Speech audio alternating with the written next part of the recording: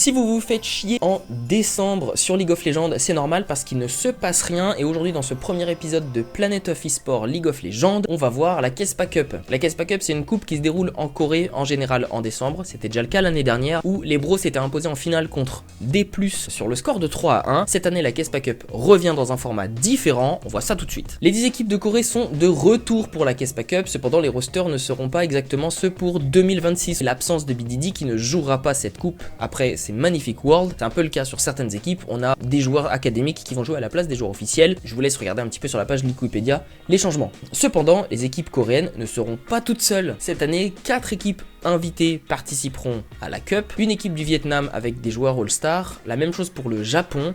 Et également les rosters de 2026 de C9 et de Team Liquid en tant qu'invités. Ce qui nous fait 14 équipes pour la Kespa Cup, 2 poules de 5 et une poule de 4. Toutes les équipes vont s'affronter en BO1, match aller uniquement. Chaque équipe finissant première de sa poule est directement qualifiée pour les demi-finales de la coupe, ce qui nous laisse une seule place. Cette dernière place sera attribuée parmi les deuxièmes de chaque poule qui vont se rencontrer entre eux en BO3, match aller uniquement. L'équipe qui a le plus de points et l'équipe qui a le plus de victoires se qualifie pour rejoindre les premiers des poules en demi-finale. À partir de là, c'est un tournoi à double élimination classique.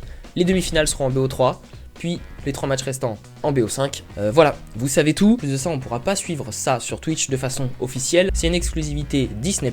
Si ça vous intéresse, je pourrais vous update les résultats. Sinon, je vous invite à regarder sur mon Twitter où je partage les résultats. Bon, le tournoi est pas super intéressant. Il y a un peu d'argent à gagner, notamment pour le MVP, pour les équipes. Bon voilà, ça permet de se mettre un peu en jambes pour l'année. C'est tout pour moi. On se retrouve assez vite pour parler du roster terrible qu'a construit Fnatic notamment. Et voilà, bon décembre.